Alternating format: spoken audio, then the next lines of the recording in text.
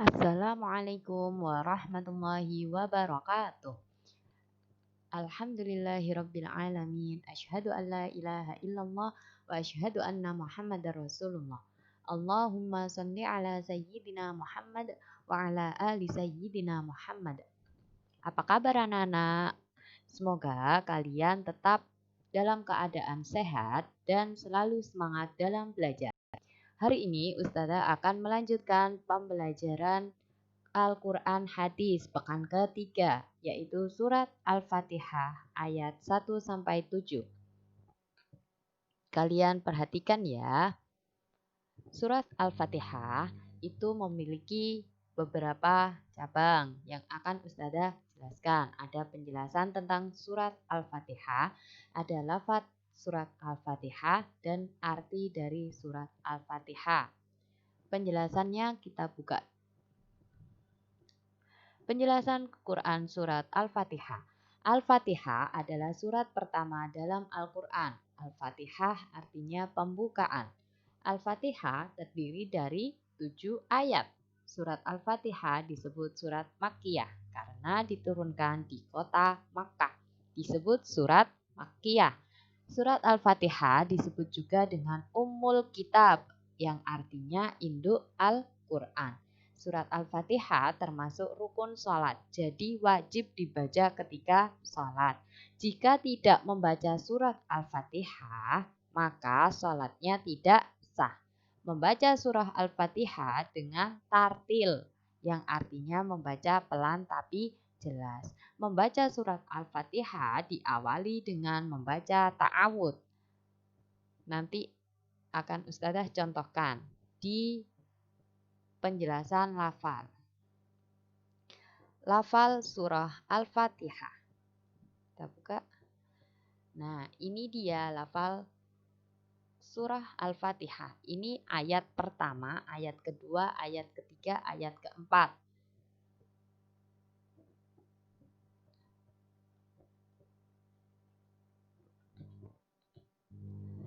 Ini ayat ke-5, 6, dan 7.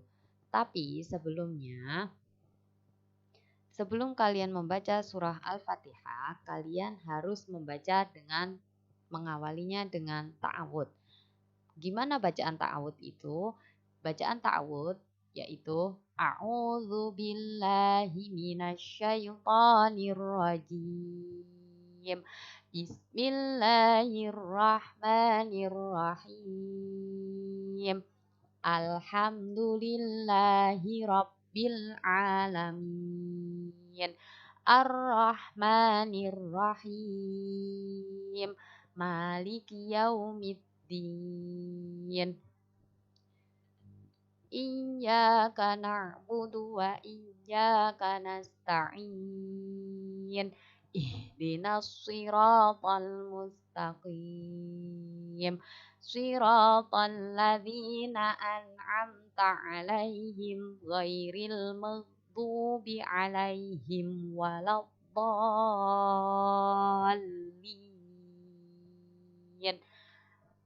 Di rumah kalian hafalkan surah Al-Fatihah ayat 1-7. Jangan sampai terbalik-balik ya membacanya. Harus berurutan dari yang Ustazah bacakan tadi. Mulai ayat pertama. Dari Bismillah, dari Basmalah ini termasuk surat Al-Fatihah ayat pertama. Diawali dari ta'awud. Kemudian ayat pertama, kedua, ketiga, keempat, ke-5, ke-6, dan ke-7. Kalian hafalkan di rumah. Jangan sampai terbalik-balik dan harus berurutan. Faham ya? Ustazah akan melanjutkan dari arti surah Al-Fatihah. Di sini Ustazah mempunyai nyanyian yang nantinya akan memudahkan kalian dalam menghafal arti atau terjemah surat Al-Fatihah. Surat Al-Fatihah ini nanti akan ada artinya berupa lagu. Di sini kalian simak ya, kalian dengarkan baik-baik dan kalian fahami. Bismillahirrahmanirrahim. Dengan nama Allah yang Maha Pemurah lagi Maha Mengasihani. Segala puji bagi Allah, Tuhan semesta alam, Maha Pemurah lagi Maha Penyayang, yang menguasai hari pembalasan. Hanya kepadamu, ya Allah, kami menyembahmu. Ya Allah, hanya kepadamu kami mohon pertolongan. Tunjukilah kami jalan yang lurus, yaitu jalan orang-orang yang Kau kurniakan nikmat kepada mereka, bukan jalan mereka yang dimurkai, dan bukan pula jalan mereka yang sesat.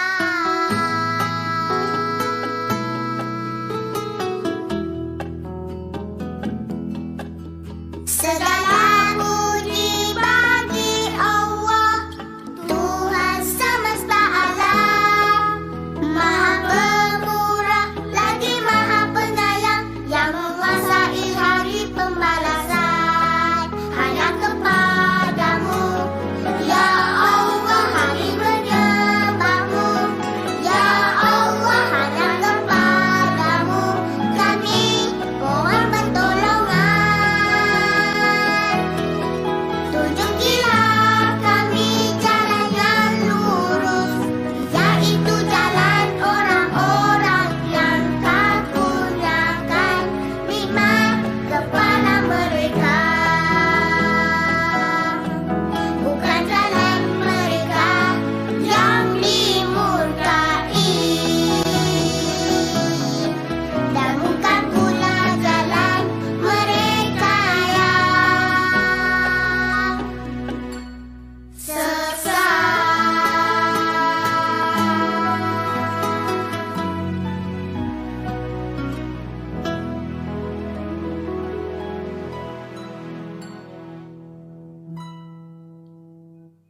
Ya, itu dia arti dari surat Al-Fatihah. Mudah kan menghafalnya? Kalau dilihat di buku kalian, di buku paket, itu banyak sekali. Tapi kalau dibuat lagu, akan memudahkan kalian dalam menghafal arti surat Al-Fatihah. Akan menjelaskan tentang kandungannya, kandungan surah Al-Fatihah. Apa sih kandungan surah Al-Fatihah? Apa saja sih keutamaan dari surah Al-Fatihah? Kandungannya, pertama, yaitu bacalah basmalah setiap melakukan apapun. Bacalah basmalah setiap melakukan apapun. Kenapa diharuskan membaca basmalah? Karena kita setiap melakukan sesuatu itu harus selalu mengingat nama Allah. Basmalah artinya dengan menyebut nama Allah yang Maha Pengasih lagi Maha Penyayang. Jadi kita selalu mengingat nama Allah. Apapun yang kita lakukan harus selalu mengingat nama Allah. Biar apapun yang kita kerjakan hasilnya baik. Ini di sini Ustazah punya contohnya ketika membaca basmalah ketika hendak belajar. Jadi hal-hal yang positif atau apapun itu harus diawali dengan basmalah biar hasilnya positif. Kemudian ketika makan membaca basmalah. Fungsinya apa? Fungsinya biar kita makanan yang kita makan bisa menjadi apa? Bisa menjadi barokah, bisa menjadi lebih baik untuk tubuh kita. Kenapa kita belajar hendaknya membaca basmalah? Karena dengan basmalah belajar kita akan lebih dimudahkan oleh Allah Subhanahu wa taala. Yang kedua, yaitu syukurilah nikmat Allah dengan cara mengucapkan hamdalah. Jadi kita setelah kita mengingat Allah, setelah kita melakukan apapun itu dengan nama Allah, kita diberikan nikmat, kita diberikan hal-hal yang positif, kita harus mengucapkan rasa syukur. Rasa syukur kita ucapkan dengan mengucapkan hamdalah. Bagaimana hamdalah itu? Alhamdulillahirabbil alamin. Kita ucapkan hamdalah sebagai bentuk rasa syukur kita kepada Allah Subhanahu wa taala. Bangun tidur. Contohnya, ketika bangun tidur, bersyukur akan nikmat yang diberikan Allah berupa kesehatan. Jadi, ketika bangun tidur, kita harus bersyukur akan nikmat yang diberikan Allah berupa kesehatan. Setelah kita tertidur pulas, kita tidak sadar, kita bangun dalam keadaan sehat. Itu kita harus bersyukur karena nikmat sehat yang diberikan oleh Allah kepada kita sehingga kita bisa menghirup udara kembali, kita bisa melakukan hal-hal positif lagi seperti rutinitas setiap hari. Kita harus bersyukur akan nikmat kesehatan yang diberikan Allah kepada kita. Kemudian yang ketiga, apa itu? Kandungan surat yang ketiga, ayat ketiga, sayangilah makhluk ciptaan Allah. Jadi, setelah kita selalu mengingat nama Allah, apapun yang kita lakukan harus diawali dengan basmalah. Kita harus bersyukur selalu akan nikmat-nikmat yang diberikan Allah kepada kita. Dengan bacaan hamdalah, kita juga diharuskan untuk saling menyayangi makhluk hidup. Sayangilah makhluk ciptaan Allah. Apa saja ciptaan Allah? Ada manusia adalah ciptaan Allah. Manusia. Kemudian ada apa saja? Hewan. Ada hewan. Kemudian ini hewan ya. Kemudian ada tumbuhan. Ada matahari. Ada gunung. Ada laut. Itu semua adalah ciptaan Allah. Maka kita harus menyayangi makhluk ciptaan Allah. Baik itu hewan, tumbuhan, manusia, atau benda-benda yang lain yang diciptakan Allah untuk kita. Matahari diciptakan Allah untuk kita. Untuk apa? Untuk proses fotosintesis tumbuhan, untuk mengeringkan pakaian seperti itu. Tumbuhan diciptakan Allah untuk kita. Supaya apa? Supaya kita tidak kepanasan, supaya kita tidak kebanjiran ketika ada hujan. Terus tumbuhan juga diciptakan Allah untuk kita. Buat apa? Buat sayuran, supaya kita badannya sehat. Tumbuhan diciptakan Allah untuk kita. Buat apa? Buat kita konsumsi. Contohnya seperti kambing, sapi, nah itu ayam. Kalau kucing, buat apa kita konsumsi? Kan tidak bisa dimakan kalau kucing. Kucing adalah untuk kita pelihara, kita sayangi, bukan untuk dianiaya. Jadi kita harus menyayangi makhluk ciptaan Allah. Karena Allah ciptakan itu selalu ada fungsinya. Kemudian lanjut yang keempat yaitu sembahlah Allah. Nah, setelah kita melakukan sesuatu apapun dengan mengingat nama Allah, maka kita harus menyembah Allah. Sembahlah Allah dimanapun kita berada, apapun kondisi kita, kita harus selalu menyembah Allah. Apa yang kita sembah? Yang kita sembah hanyalah satu, yaitu Allah yang Maha Esa, Allah Tunggal. Tidak ada anaknya, tidak ada saudaranya, tidak ada siapapun. Allah itu tunggal. Jadi tidak ada nyembah berhala, tidak ada nyembah tumbuhan, hewan, atau yang lainnya. Jadi wajib hanya semata-mata menyembah Allah Subhanahu wa Ta'ala.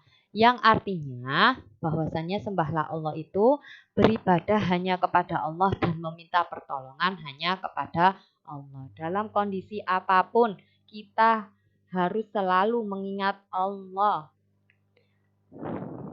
Harus selalu meminta pertolongan hanya kepada Allah. Kemudian yang kelima, apa kandungannya? Kandungannya yaitu meminta petunjuk hanya kepada Allah. Meminta petunjuk hanya kepada Allah sama artinya dengan tadi ya, menyembah Allah. Yang kita sembah hanyalah Allah, Esa, artinya tunggal, satu. Nah, ini sekarang yang kelima, meminta petunjuk hanya kepada Allah. Kenapa? Karena Allah adalah Esa, satu. Contohnya di sini, sholat dan berdoa. Menyembah Allah dengan cara apa? Yaitu sholat 5 waktu dan melakukan sholat-sholat sunnah yang lain. Kemudian setelah sholat kita berzikir, berdoa. Zikir itu adalah doa. Sholat itu adalah doa. Setelah bersolat, kita berzikir, kemudian meminta apa yang kita minta. Ya Allah, saya minta dimudahkan pembelajaran hari ini. Contohnya seperti itu. Ya Allah, berikanlah orang tua saya kesehatan. Nah, itu dia. Kita harus selalu meminta petunjuk kepada Allah. Semisal kita mempunyai masalah, kita nggak boleh meminta pertolongan selain hanya kepada Allah. Jadi kita curhatkan semua kepada Allah. Kemudian Allah kasih jalan keluar melalui perantara orang-orang tertentu yang bisa membantu kita. Tapi pertolongan itu datangnya hanya kepada Allah dan petunjuk itu hanya datangnya dari Allah. Dengan cara apa? Dengan cara sholat dan berdoa. Kita meminta petunjuk kepada Allah dengan cara sholat dan berdoa. Dengan cara sholat dan berdoa. Yang terakhir, nomor 6. Contoh kebiasaan yang baik dan tinggalkan kebiasaan yang buruk. 6 dan 7 ya, ini kandungan surah Al-Fatihah yang terakhir, yaitu contohlah kebiasaan yang baik dan tinggalkan kebiasaan yang buruk. Jadi yang baik-baik itu kerjakan, yang jelek tinggalkan. Contohnya apa? Kebiasaan yang baik. Kebiasaan yang baik yaitu mendengarkan ceramah agama. Contohnya ada ceramah agama, itu kan kebiasaan baik. Lebih baik sampean mendengarkan ceramah agama daripada sampean menonton film-film yang tidak bermanfaat, atau daripada sampean main game. Nah, lebih baik kita mendengarkan ceramah agama. Baik itu dari omongan orang tua, misal orang tua sampean memberikan nasihat. Nah, seperti inilah, itu kalian dengarkan ceramahnya. Jangan melakukan ini, nanti berdosa. Nah, itu kalian dengarkan, karena itu merupakan kebiasaan yang baik. Daripada sampean main game terus, seperti itu. Jadi, salah satu contoh kebiasaan yang baik yaitu mendengarkan ceramah agama. Terus melakukan perintah orang tua. Perintah orang tua yang baik kalian kerjakan, tidak boleh ditunda-tunda. Seperti itu. Dari sini paham anak-anakku? Kalau sudah paham, Ustazah akhiri pembelajaran hari ini. Kalian good, kalian baik, kalian pintar, kalian hebat. Karena sudah mau belajar dengan Ustazah hari ini. Dan selalu semangat dalam belajar. Ustazah akhiri, sekian. Wassalamualaikum warahmatullahi wabarakatuh.